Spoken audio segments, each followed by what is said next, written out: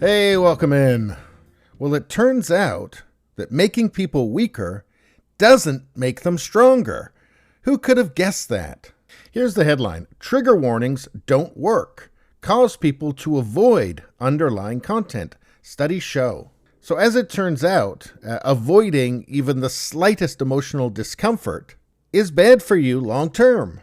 Yeah, we're in a weird point in our decaying societies where it's somehow considered to be a good thing to embrace all of the least admirable qualities that a person can have, like cowardice, emotional brittleness, absolute certainty on just about anything based entirely on feelings, a total lack of self-accountability, and a determination to blame everybody else for your own problems.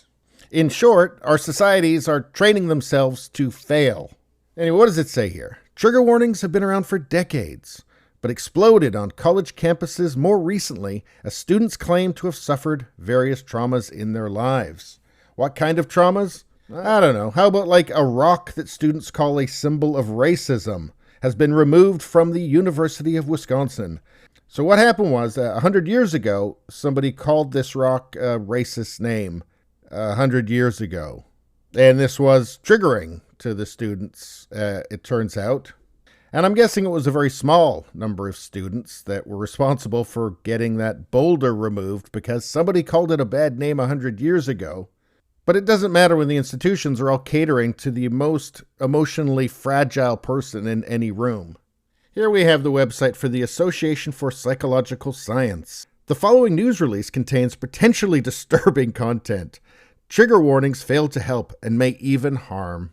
Summary. New research suggests that trigger warnings have little or no benefit in cushioning the blow of potentially disturbing content and, in some cases, may make things worse. And it's not like you have to overcome every single fear that you've ever had. Look, my attitude towards skydiving is, there's a reason that planes have doors on them. But if I was afraid to leave the house because of, I don't know, murder hornets or something, I think there would be a better solution for me than to just never leave the house. How helpful would it really be if you had that fear, that particular fear, and every time you're about to leave the house, somebody said, hey, before you go out there, murder hornets. That wouldn't be helpful.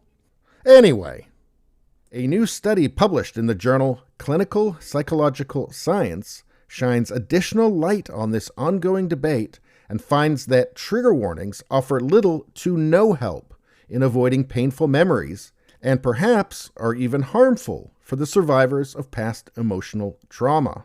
Quote, specifically, we found that trigger warnings did not help trauma survivors brace themselves to face potentially upsetting content. And that's from Peyton Jones, a researcher at Harvard University and the lead author on the study. In some cases, they made things worse. And really, this is something that you don't really need to be a researcher at Harvard to figure out for yourself.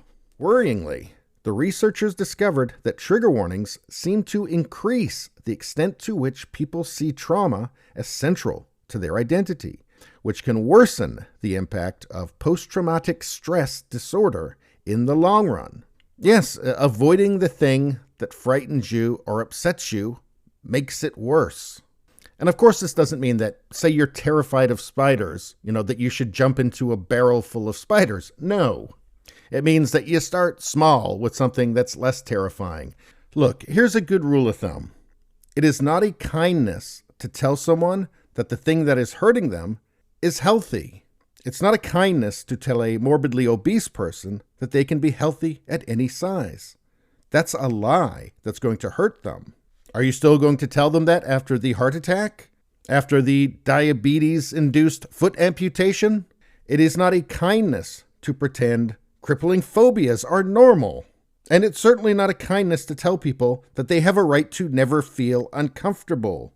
Because no matter how sheltered somebody is, eventually something's going to happen that makes them feel really bad. And maybe they should have the tools, maybe they should have developed the tools to deal with that before it happens. Making people weak is not a kindness.